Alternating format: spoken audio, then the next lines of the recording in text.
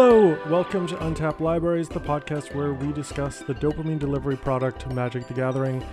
Me, Neale. Me, Vinny. This episode is brought to you by dogs. Dogs are great. Tell them they're good. Give them pats. Dogs are the bestest. Yep. How have you been, Vinny? What's your Magic life been like? What's my Magic life been like? I built a new commander deck that I'm excited to try. Mm-hmm. I am trying to do like the full, 32 color combos and colorless. Mm-hmm. And I didn't have a Rakdos, so I finally built a Rakdos deck. That seems like a big one. It was a tough because I didn't want it to be like, discardy. It is damagey. I mean, it's gonna be. I mean, when you're black and red, it's gonna be a little mean. Yeah, I believe into leaning in a little bit to what the colors are doing, even if it is a little bit mean, because that gives you something you can bring out. That it doesn't feel like all your decks, but just in a different color combo. Yeah, and I was like, I was looking through all the Rakdos commanders, and none of them really inspired me, and until I hit Torwaki the Younger. Oh yeah, yeah. Who like lifelinks? You do 2 damage when you cast a red or black instant or sorcery, basically. You do 2 damage, and then if it's from an instant or sorcery, I think it does an extra. Or if it's red or black, I forget what the conditions are. Yeah, it's a burn. Rakdos it's a burn. Yeah, it's a Rakdos burn. But then like it's just a bunch of like little non-combat sources of damage. It's like nickel and diming, just like little paper cuts. Total nickel and diming. Yeah. Oh, and I tried to because you have that red deck that's also but yours is like what's it? Osier Ashenil. Who is basically like full pedal to the metal burn. It's just like it's great. All gas, no brakes, no defense, just burn. It's fun. It's a good like end of the night when you're like, I don't know if we have time for one more game. It's like let's all do or a nothing. Quick one. Yeah. I'm just like, I'll just put it. I'll either die or kill everybody. Exactly. So I tried to kind of run in a slightly different direction, but in a similar neighborhood. Anyways, it was a lot of fun. Nice. Trying to build that. I have a little Magic crush these days on firebending. So I haven't had much time to play in person, which is too bad. So I've been playing on Arena. I find firebending so fun. I'm not just a pedal to the metal, go red player, but this is also in that vein. Okay. It's just like basically trying to firebend like 15 mana in a turn and then just like explode. Okay. One removal spell and it's dead. But it's really fun. It's been great, and it's just like a nice. Is it Rakdos as well? I have tried so many different color combinations. Because you play constructed. Yeah. The one that works the best is mono red. I keep trying to splash other colors, but the mono red is just like the purest form. I've had it explode. I get like 75 damage in a turn. Whoa. And then also I get in those states where it's like the aggro deck that's just top decking because they board wiped and I need like 4 more damage and I'm just like, can I do it? Right. And you're on a clock. Yeah, but it's fun. It's quick games and I've been drafting Avatar. Yeah. Because that's how I play, arena draft, and I've been terrible at it. Oh, I've been on a really good streak, but I've been really terrible of late. And I'm only just starting to figure out the format. It took me longer than it usually does. I was like 0313, 0313. I'm like, what is happening? I'm like that all the time. Like that's just normal.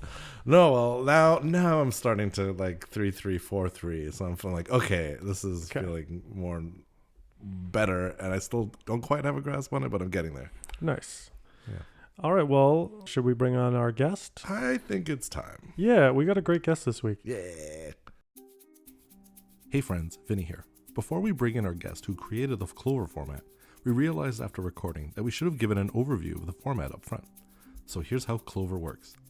Clover is a 60-card, uncommons only commander variant. It's a singleton format except for your Lucky Clover, which you can put 4 of in your deck. The mana value of your Lucky Clover must be 3 or greater. As usual, your commander determines the deck's color identity, but it must also be uncommon. And commanders with partner are not allowed. Commanders with choose a background are just fine. Legendary creatures are banned in the 59, as are any cards on the reserve list. For Clover, life totals and lethal commander damage scales with the number of players. For 4 players, it's the usual 40 life and 21 commander damage. For 3 players, it's 30 life and 16 commander damage. And for 4 players, it's 20 life and 11 commander damage. However, 10 poison counters is lethal regardless of the number of players. And that's Clover in a nutshell. Back to the show. We have OnionBug, aka Amanda. Or Amanda, aka OnionBug. Take your pick. Yeah, take your pick. And we're going to talk about Clover. Welcome, Amanda. No, I'm muting myself. Hello. Hi, I'm Amanda. Hey. Thank you for being here. Yeah, welcome to Untapped Libraries. I'm glad to be here. Thank you for having me. You're our first format creator on the... Oh, well, I guess we did have Command Zoe who also co-created it. But Yes. So maybe you're the second format creator. Perhaps. Clover didn't exist when Zoe was on, though, so... Oh, so you're a first that's it. Format creator. Yeah, we'll give you the First hat. Official. I'll hang the plaque on my Go wall. Yeah. Yeah, we'll mail you the trophy. It's coming. Amazing. And so, we're here to talk about Clover, what it is, how it works, and the deck you use. We're kind of pumped to see it. So I guess the first place to start is Clover. What is it? Why is it? Why is it? What is it? Why is it? Well, I spent quite a bit of time on the Pendragon Rules Roundtable.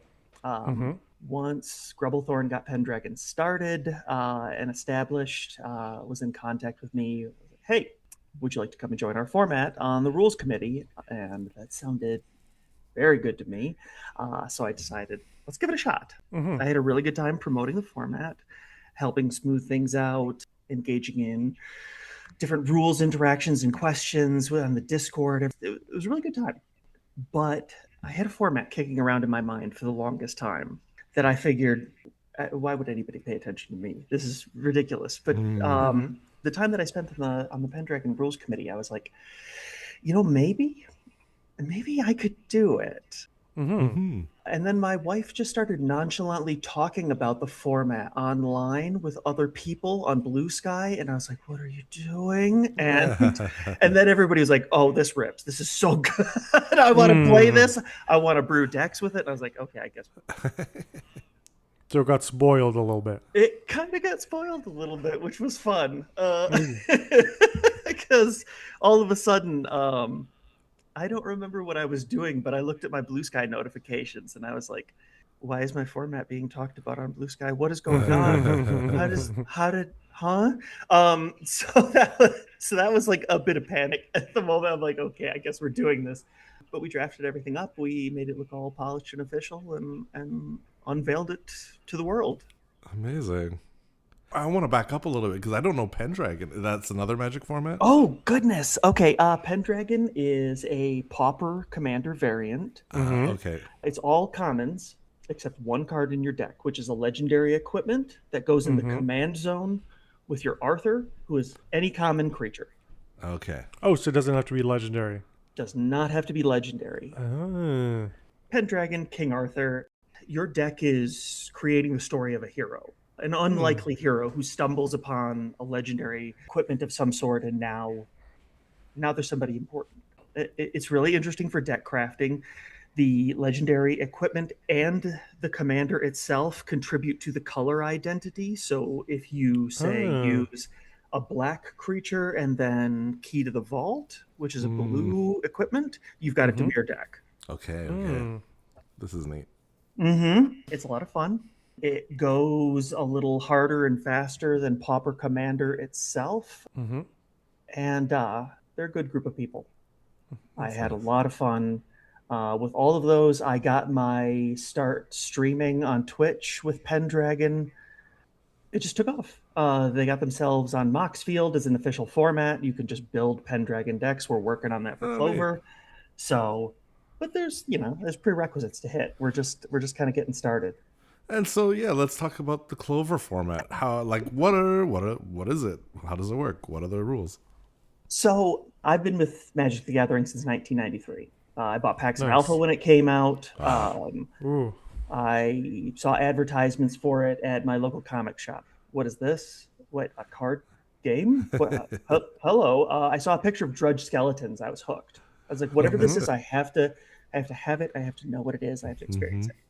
Bought packs of Alpha when it first came out. Didn't have anybody to play with, and just sat on this idea for years of Magic the Gathering and what's going on. Like, people weren't playing it at my school or anything along those lines. I just I started playing seriously later with a group of friends who were building decks out of a shoebox.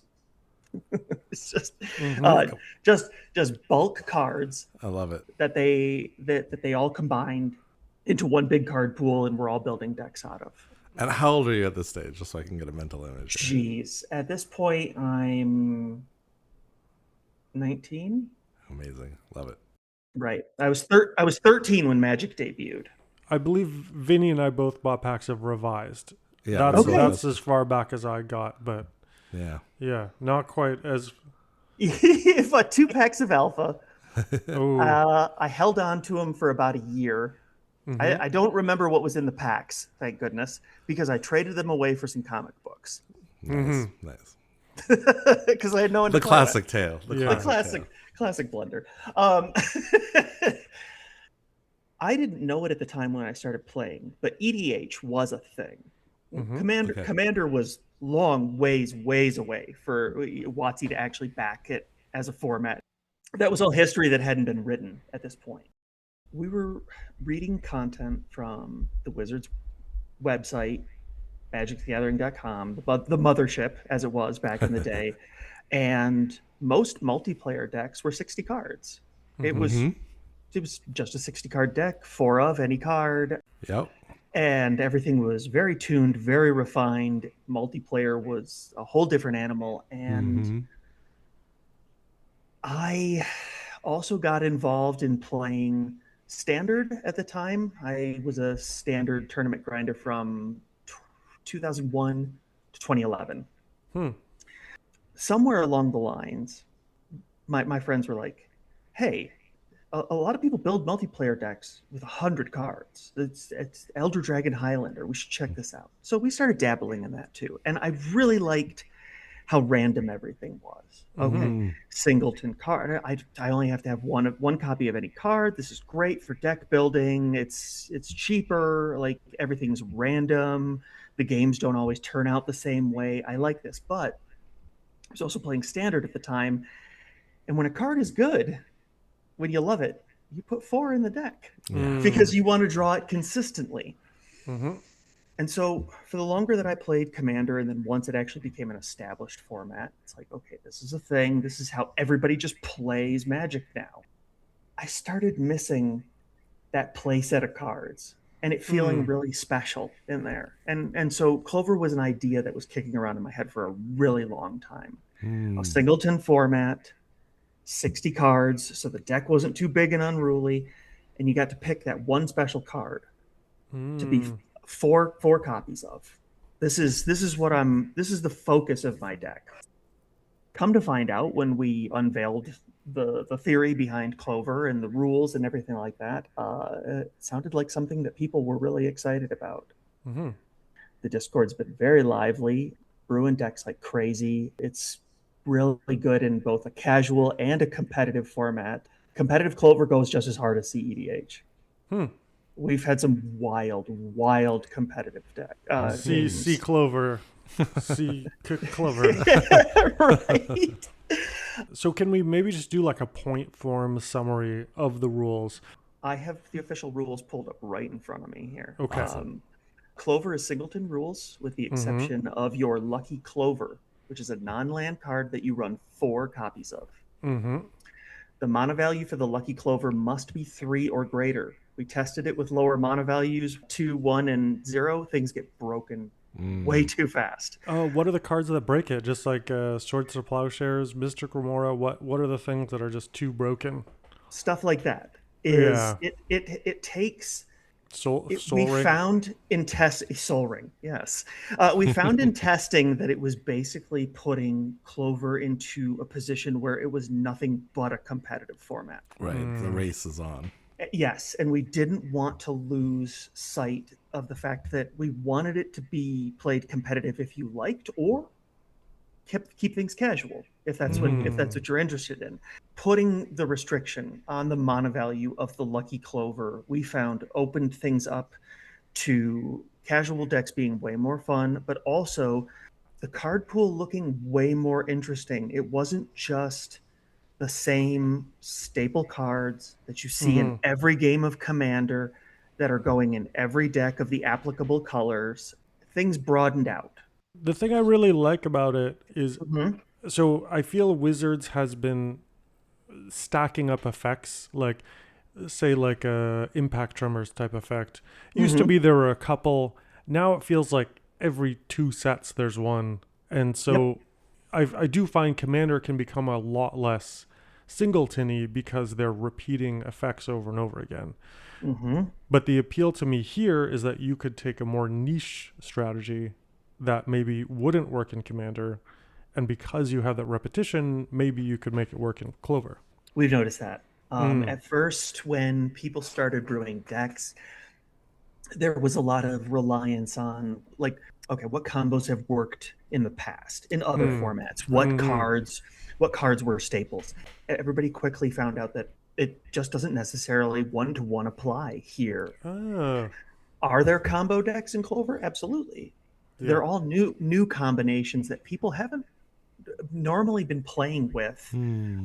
My wife plays a Dimir Mill deck in Clover with Raul, the Fallout commander, and it runs 4 copies of Laboratory Maniac as the Lucky Clover. Okay. Which is definitely a competitive build. By turn 2, it's threatening games. It's wild.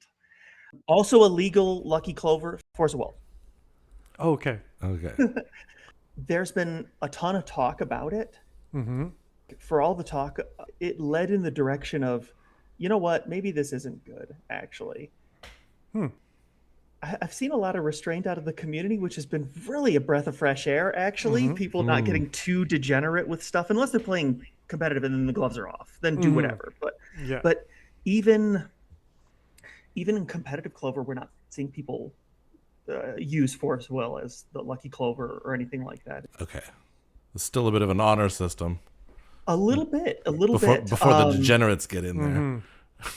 We've seen people run something really nasty and heinous in the Lucky Clover slot, and they tend to get targeted because we know what you're up to. It's because it is still a Commander 4-player pod, right?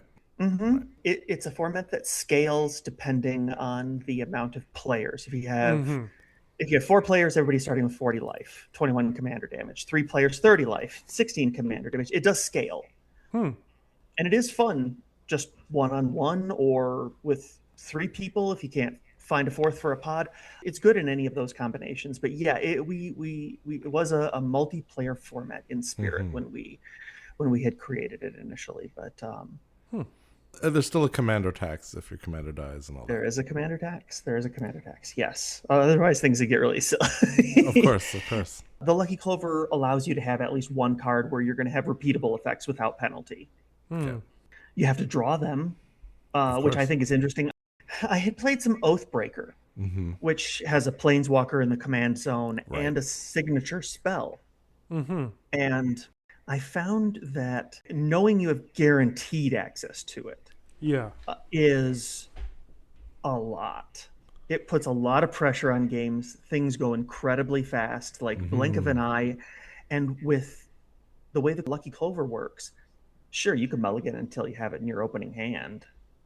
But once you play it, if you want that effect again, well, you're going to have to draw it again. I mean, you have the consistency of 4 copies, so it's plausible, but it kind of levels out the pace, we've found. Yeah, I mean, I know from Standard, you can easily go a few games without seeing a single copy of a 4. Oh, for sure. Yep. Can we run down the rest of the... Oh, yeah, we didn't finish the list of rules. Oh, right. Yeah. We wanted to preserve the legendary creature being a special thing in this format. Legendary creatures are not allowed in the 59 of your deck, only in the command zone. Commanders with partner are banned. We just straight up banned partner. What about Friends Forever or Partners with, or one of those quasi-partner? Anything that says partner, banned. just that straight makes up. sense. Friends Forever are just rare because it's an uncommons only format. Okay, uncommons only. Does that mean uncommons and commons, or just No, uncommon? just uncommon. Okay, yeah, so that was a pretty big rule that we didn't cover. Yeah. Okay. No, uncommons only. All right. Uncommons and commons is artisan. Okay. So we didn't want to copy that. Yeah, fair.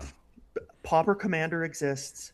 Pendragon exists as a Pauper Commander. Variant format, there's a lot of, or even just Pauper itself, if you want to play in a competitive format that's commons only. There's tons of ways to play Magic the Gathering with just commons, but there was no uncommon-centric format. And I figured there's a lot of untapped potential here. There's a lot of cards that people are overlooking. Pauper formats, you're using only commons, and we've seen the strength of that, but to be fair, Commander is kind of a rares only format. Yeah. It's not pretty close. but it kind of is. Yeah, certainly once you get to CEDH. Most people are just reaching for the rares anyways when they're building their decks and stuff like that. I know most of my EDH decks are certainly like rare heavy. So this is like the middle class of decks. Oh yeah, okay. We want to grow the middle class. Yeah. I like it. Yeah. It's interesting. When the format got rolling, a couple of the WotC Magic developers hopped into my DMs and they're like, "Hey, what are you doing here? We were just talking about this in the office the other day. Uncommon only? Like we were just talking about how there's no format that does uncommon, and here it is." I'm like, "Yeah, it's right here. It's right here. Follow along. Check it. It's good times." So a card has to have been uncommon at some point. Is it the same way that Pauper works? Like it might be reprinted as a rare, but if it ever got printed as a uncommon. As long as it's been printed at uncommon at some point in its history in paper or on Magic the Gathering Online. Okay. Not Arena. Okay. Arena printings get a little wonky, so we don't honor those. Okay. But MTGO and paper printings we do, which is why Triskelion is legal in Clover. Okay. So, because there's a foreign language printing that has it at uncommon. Really? Okay. Wait, we're in the same set in English? It's not uncommon? Correct. Oh, weird. Okay. That is weird. It was a set that was foreign printing only. There was no English printing for that set. Oh. It was like a compilation set, basically, like in anthologies.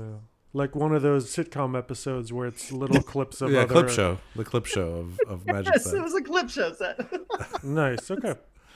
I feel like we're missing some more rules. I think we're mostly done. Oh, is that it? Reserve list cards are not legal. I think that's the only one we missed. I think we got everything else. Everything else is okay. Yeah. Okay, great. I'm not familiar with this, so I have no idea what's happening. Can we go over the rules again? Because every single one of them, there was a big break in between them, and they've all got out of my head. Neale, can you do a really quick recap? All right, so singleton, except for your Lucky Clover, which is a non-land card you run 4 of. The mana value of your Lucky Clover must be 3 or greater. Okay. No commanders. Okay. Backgrounds are allowed. Actually, we did skip that one. No partner commanders. Yeah, but choose a background is allowed. That's legal. Yep. Okay. Decks are 60 cards, all uncommons, except for basic lands. Legendary creature in the command zone, but nowhere else. Okay. No reserve list card. And then the other thing that I find really unique is the starting life total and commander damage scales. So 4 players is 40 life, 21 commander damage, just like commander. 3 players is 30 life, 16 commander damage. 2 players is 20 life, 11 commander damage. Okay. And single player would be 10 life. Player? 6. What about 0 player? 0 player would be 0 life. If you're goldfishing Clover, you have to adhere to 10 life. Yeah. And then 10 poison counters, just like normal. Yeah, no matter how many people. Okay. Yeah, that doesn't change. Yeah. Okay, well this okay. I think I've got it in my head now. Well, this is cool. Yeah, I like this. I like that it's a bit of a budget format. You're not playing crazy rares and no Ristic mythics. No. Yeah, you're not playing Ristic Study. That's a good one. The most expensive card in the format is Ancient Tomb. Oh yeah, of course. That is a pretty expensive card. It is a pretty expensive card, yes. But you cannot play it as your Lucky Clover because it's a land. It's a land. We're upcoming in March, which is so close. In Minneapolis, there's the Shoebox Convention, which is kind of like a non-WotC Magic Con. Okay. It's being put on by a lot of the people that were in the XVML, and it's going to be a pretty big convention. Pretty excited. But Clover's going to be tabled there. We're going to be in the carnival area is where alternate formats are being shown off at the Shoebox Convention. Clover's going to be there. We'll have tables all weekend, and we put up a ton of Ancient Tomb proxies. So nice. Okay. That's good. We're just going to give them away. Like, here you go. Here's an Ancient Tomb playtest card. It's got the QR code for the Clover link tree and everything. Like, it's just like basically our business card for the format. But there's a Pokemon Ancient Tomb that's like $2 or something like that. Yeah. A Pokemon? Oh, a card in Pokemon called Ancient Tomb? Yeah. I've actually tried to buy it several times, but I've never. Wait, what's in the way? It's like not available. I don't know. Maybe okay. Degenerate Clover players are snapping it up. Well, maybe we're nabbing them all up. All right, so we're like 40 minutes into the podcast, which is ostensibly about your deck. We have not even mentioned. You're really exaggerating things today, Neale. Oh no! And we are not 40 minutes into this.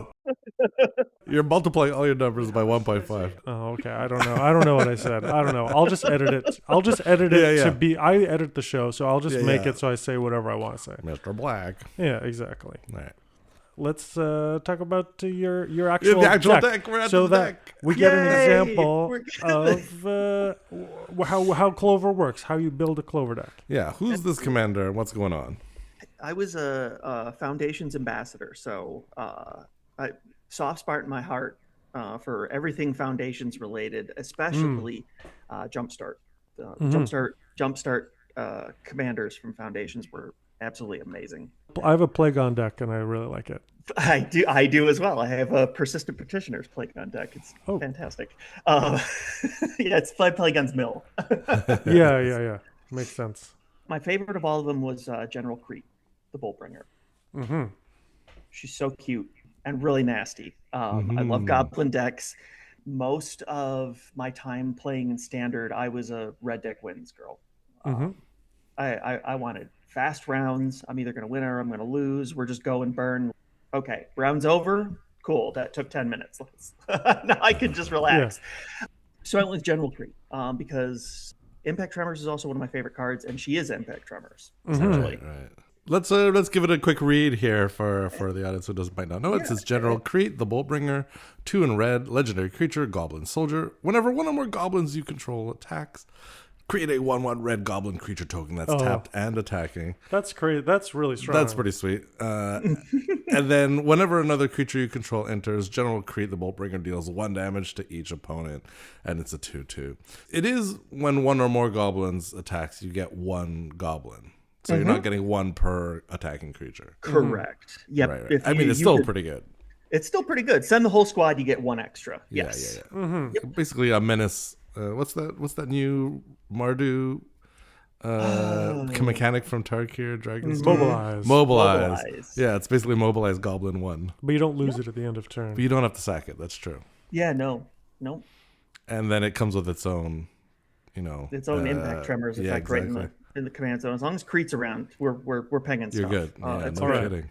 And so, what is your Clover? The lucky Clover is Weft Stalker Ardent. Oh, yeah. Okay. Yeah. When I was talking earlier about them printing a ton of Impact Tremors, this is one of them. For sure it is. It is.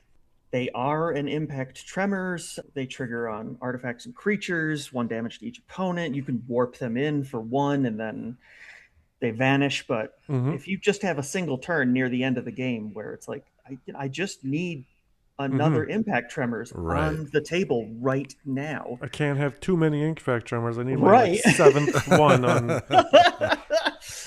Yeah, it's good. That's the basic premise of the deck. Yeah, and so it's Wefstock Ardent, red and 2, and it's a 2/3 Drix Artificer creature, and it has the warp and the Impact Tremors ability. It's a creature or artifact, but you're not really doing the artifact part. You're really not especially.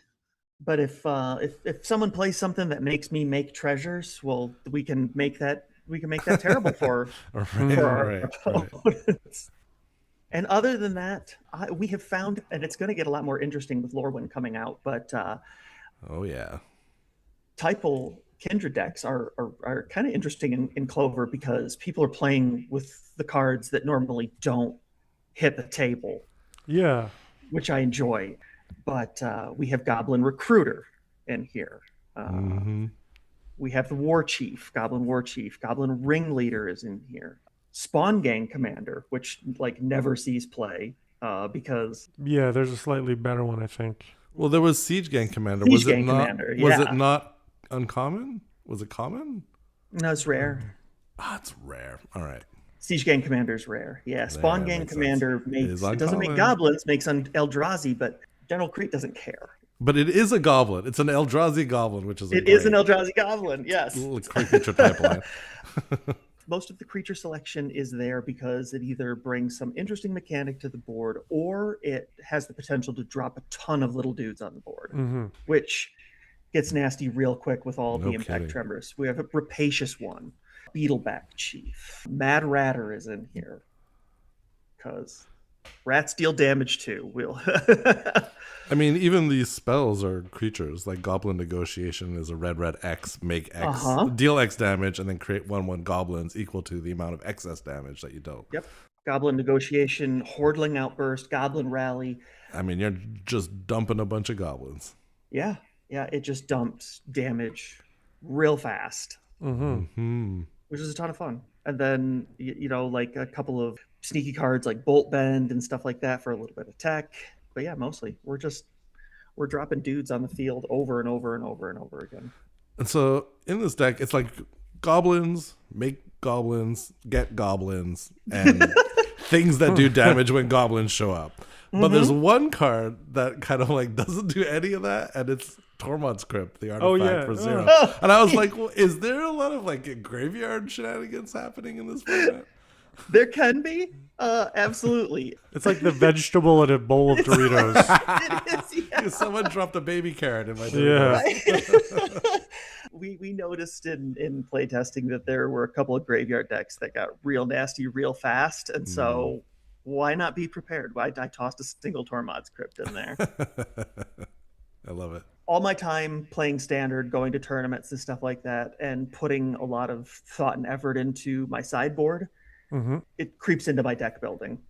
It's like we're going to put the utility stuff in there too. I know it's not fun and people don't like to play it, but I want to remove people's artifacts and enchantments just as much as I do their creatures. So, of course. Okay, this is a very nuts and bolts question. How do you search for Lucky Clover legality on like Scryfall? Rarity, uncommon? But will that'll show if it was ever printed at that rarity? Oh, there is a flag for if ever. So if I search for like Goblin, this is very exciting. There's on our Discord we have a member of the Scryfall team that's always dropping like, oh, you could format a search this way and search for the stuff. It's you look for uncommon. Yeah. And so it's a set of ever having been printed of uncommon. So if you're uncommon, then you'll find everything. Yep. And that's probably a lot of cards. Let's hope you get a little flag there soon for a legal in Clover. We're working on it. We've been in contact with Moxfield and we're working on all of that. Shoebox is probably going to be a huge boon for it. Yeah, that sounds fun. Get a bunch of new people interested in the format, beef up the Discord roster, and should be good to go. That's awesome. I think within 2026 we'll see a lot of changes coming in terms of ease of use for the format. But thus far, people haven't been complaining too much about the hunt for like what is and what isn't legal. Right. We do realize it requires a little bit of care in your searching. It's not just simple like, well, okay, just click this button and we're only looking at legal cards. Right. There's no Lucky Clover rec to sort your cards by Lucky Clover popularity. Yeah, unfortunately not yet. But Not yet. I do remember the conversations on the Discord when we were debating interesting cards to see play in the format, and someone was like, "Hey, hold on, Triskelion's legal." And we're like, oh, that opens up a bunch of other combo potential. And it just kind of was like, wait, what do you mean it's legal? What? And we found this foreign set that was like a paper printing. We're like, oh my gosh, it's amazing. So it was kind of fun. Kind of led to good moments. I love it. Yeah, you could do in Scrap like in uncommon, in : uncommon, and then to find your commanders, you want type legendary and type creature, and then you just minus that. Minus type legendary to get everything for your 59. Okay. Your land base is cool too. So you've got Ancient Tomb, great. Yeah. You've got 18 mountains. You can play 23 lands in a 60 card deck, classic. Perfect. Yeah. Access Tunnel. You want things 3 tap target creature power 3 or less can't be blocked. Super duper. You want that for your commander at the very least. Emergent Zone, playing things as though they have flash. I love it. Ghost Quarter, destroy target lands, controllers. So, you're blowing up some mean lands. Maybe they're Ancient Tomb. Who knows what they've got going on. And then Myriad Landscape, which is, I guess, if you're playing mono red, that's your ramp. Essentially, yeah. Yeah, that and the artifacts. When we were looking at what the potential land base would be for Clover, especially with, it's one thing to see a monocolor build like this, but getting into 2 or 3 color builds, basic lands rule the roost here. There's not a lot of great uncommon color fixing. City of Brass had an uncommon printing, which is good, but for the most part, a lot of the dual colored lands are going to be coming in tapped and things along those lines. They're not as tempting, but most people have just kind of embraced that as like, I don't have to spend a fortune on the lands. So what? It's mostly basics. It's a couple of comes into play tapped uncommons, slows things down a bit, but it's fine. It makes for a good pace, and when you do uncover that kind of expensive uncommon, you don't mind shelling out the money as much because your land base is dirt cheap. Oh, City of Brass was printed at uncommon. That's right. Oh, there's some. Oh, Cabal Coffers, yes. Cabal Coffers was uncommon. Yes, it was printed at uncommon. That's bananas. The original. I do have a mono black zombie deck for Clover, and I've got Cabal Coffers in there. I just did a quick search for uncommon lands, and there's some fun stuff in here. Man. Yeah, Reliquary Tower, Command Tower, Temple of False God. Command Beacon. Mostly some interesting like utility pieces in the land for sure slots and stuff. The fixing isn't perfect. I enjoyed this about Pendragon when I spent time on the rules format, is that there are just gaps. Right. There are some things that aren't covered. Pendragon is still clamoring for a green legendary equipment. It doesn't exist yet. There's not a single one? No, there isn't a single legendary equipment in green color identity. Wow. Yeah. Huh. And since that lends to the color profile of the deck, they've been bargaining for that for years now. But 3-color decks in Clover, it's just the shards, not the wedges. Any of the Tarkir wedges, they do not have an uncommon legendary creature. That's really interesting. Those decks are just kind of at this time like off the table, but people are going to be dancing in the streets in the Clover Discord as soon as those are printed. They keep like plus a 5-color legendary at uncommon. People are like, give it to us, Watsy, please. I think if I made a format, I think I would want to have the fetch lands, the untapped fetch lands banned. I think they make color fixing way too easy. Interesting. So I really like this. This is really cool. Oh, the bounce lands. I love the bounce lands. Yeah, the bounce lands are in there. They're like instant first add to any deck pretty much for me. Yeah. So was there a discussion about like Sol Ring and cards like that? Not really, because it can't see multiple copies. It can't be in the Lucky Clover slot. So we currently do not have any bans. Okay. The reserve list is banned, but other than that and partner commanders, we haven't had to ban anything Interesting. because keeping the lucky clovers to 3 mana or greater, there's been a couple that we've been keeping our eye on, but Mm. they still don't even seem that degenerate at that pace that you can play them, because they're I not coming down until turn 2 or 3 at the very earliest. I was really trying to rack my brain for the most degenerate thing, and it's nothing like jumped out at me as being like immediately. What are the most troubling cards that, if there was a ban, would eat a ban? Yeah, what's on the hit list? One of it was one of the first decks that I had brewed for Clover. Started playing it amongst playtesters, and it was like, whoa, whoa, whoa, what the heck are you doing here? You just have okay. So your commander and your Lucky Clover are just an infinite combo, Mm-hmm. which I built Siona. She's the Selesnya uncommon legendary. When things get Uras attached to them, you make soldiers. Hmm. On MTGO, Shielded by Faith got an uncommon printing, and it costs 3 mana. So Legit. it is Clover legal. It can be the Lucky Clover, and I run the two of them together. If you get them both on the field, it makes infinite soldiers. Right. But even then, unless you have some kind of haste enabler for that whole squad, you have to wait one single turn to kill everybody at the table. So there's still a little bit of balance. I have Mm-hmm. I have died while having unlimited soldiers on the field Mm-hmm. to my library no longer exists several times thanks Mm. to my wife. So it's uh, the divide became real apparent. What makes a deck competitive versus casual? If you're running in any infinite combos, it very quickly becomes a competitive deck. If you're Right. not, it Yeah. all stays in the casual realm, which is pretty nice. Yeah. It's pretty easy to just make the determination that this is a competitive versus this is a casual deck.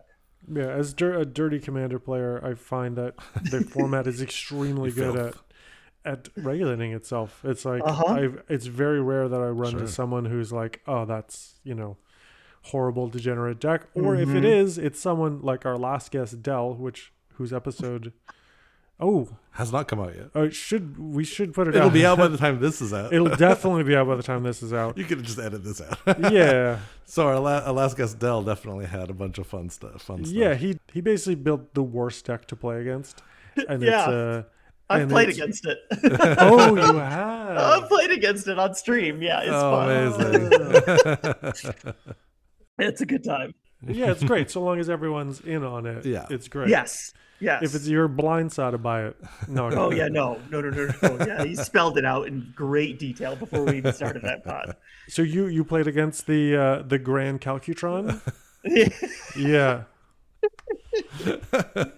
Oh. Very fun. Now, has there been any talk about like brackets or anything like that, or It hasn't really. hasn't got There's essentially two brackets, just Right. casual and competitive, and right? Perfect. we have found thus far that yeah, if there are infinite combos, that's a competitive deck. If not, Okay. it's at a casual pace. But even at a casual pace, games are brisk. Mm-hmm. Usually about half the time of a commander game. Oh.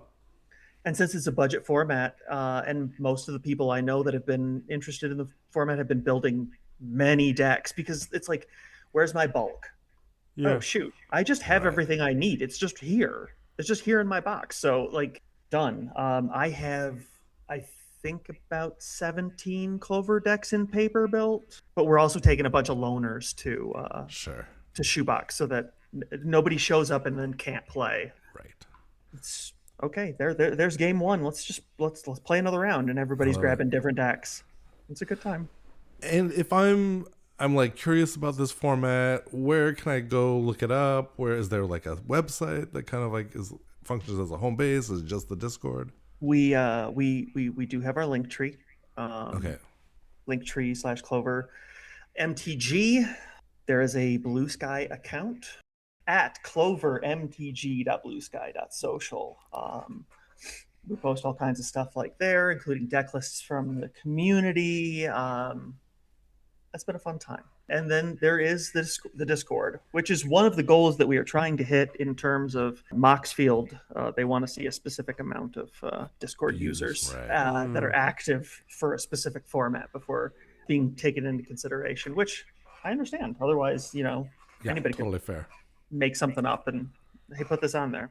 I love it. Well, what a fun format. Thank you. How long has it existed? Clover has existed now for about officially a year. Okay, so still a baby. It's still very much a baby. Yeah. But in your heart, it's existed since Alpha. In my heart, it's essentially, yeah. In a way. Yeah. Playing out of that shoebox with my friends. I said this before on Blue Sky talking about the format, but Curd Ape, which is not a legal Lucky Clover, but it was part of the inspiration for the format itself in a way, because there's like 4 Curd Apes in the box. I'm like, nobody's playing these things. What are these little apes? They're awesome. Awesome. And then I built something really low to the ground and consistent, and nobody else could keep up with it because they all were just cramming the biggest creatures possible into the decks. And so I have this little squad of apes, and I'm smoking everybody, and I loved it. It made me really happy. So the play set in the deck of a specific card has just always been kind of a special thing to me. And I missed it when Commander got going. When I played Revised, any card that I liked basically was in the deck. So I'd have probably, 200 cards. It would just be this giant stack. Yep. There's no mana curve, no sense of that. And it was great. I had a wonderful time, But all my friends were playing the same way. No one was super sweaty. Every game was so different because you'd be just cramming stuff together as best you could. Yeah, that's how it was in the beginning, and then all of a sudden it was like, wait, what if I just use the same cards and a bunch of little dudes, and what happens? And come to find out, it goes burr. When I first started playing Standard, I was terrible at it. I didn't really understand the fundamentals of like competitive play or what was going on. And I remember reading an article about Sly. Sly Stallone? No, like Paul Sly, like Sly the deck format, just all mono red, low to the ground, which was at the time terrible creatures like Brass Man and stuff, like really horrible stuff. But at the time, it was just faster than anything else in the format. And so there were like a bunch of articles about it, how like Sly kind of changed the face of competitive Magic. It's not just who has the biggest, best cards. There's a lot more going on here. Sure. And a lot of the fundamentals of like early mana curves and stuff like that. It's like Sly just blew it all out of the water. It's like, it's all just 1-drops. And it's gonna kill you fast. Early red aggro. Yeah. And it's SLIGH for people trying to search it up. Yes, thank you. I think we could start wrapping things up here. I do want to give a shout out to the Shoebox Con. If you want to find out more, it's at shoebox.gg. It's in St. Paul, Minnesota from March 13 to 15, 2026. And it's a con that celebrates all sorts of joyous forms of playing Magic. That's all about creative expression, social play, and friendly competition. So that's right up my alley. Yeah, it looks great, honestly. Anything else you want to shout out about Clover before we let you go, Amanda? Not specifically. If anybody pops by my Blue Sky account, the Clover Blue Sky account, joins the Discord, I'd be greatly appreciative. It'd really help us out. Awesome. Well, thanks, Amanda / OnionBug, for joining us today. My all the pleasure. best at Clover, and I hope to see it grow and grow. Yeah, and a little bit about General Kreat, but not that much. But mostly Clover. Whoops. No, it's all good. I love the format's the interesting part. I can dabble in any kind of deck. Right? Yeah. All right. Well, thanks again, Amanda. Have a good one. Thank you so much. Wonderful. Thanks for being here. That was really cool. Yeah, it's great. Maybe we should invent our own format. I don't know. I feel like there's a million other formats already happening. Do we need to invent more? I can't think of anything as good as Clover, so. I think we've got enough formats, and I'm already up to my eyeballs in formats. But I love that they keep coming out with new ones, and I love that people can come up with their own so they don't feel like obliged to like only the sanctioned formats on high. And I do like a budget format. That is a big appeal for sure. Yeah, especially getting into Commander, where decks can spend as much money as you want on a deck. Use those cards in the shoebox that you're not using. Yeah. Make something out of it. And go to the conference shoebox as well. Exactly. Well, I think that's another one in the bag, Neil. Yeah, let's land this plane. All right. Vinny. You can find us on Blue Sky and YouTube as Untapped Libraries, as well as on Moxfield, where all of our guests' deck lists are available, including this one. Our music is by Sparkling Water. You can find all of their music wherever you get your streams. And Untapped Libraries is a proud part of the PodCavern network, found at podcavern.com. If you have any questions, comments, or spare uncommons, you can send them to us at untappedlibraries@gmail.com. Thanks for listening, and keep building.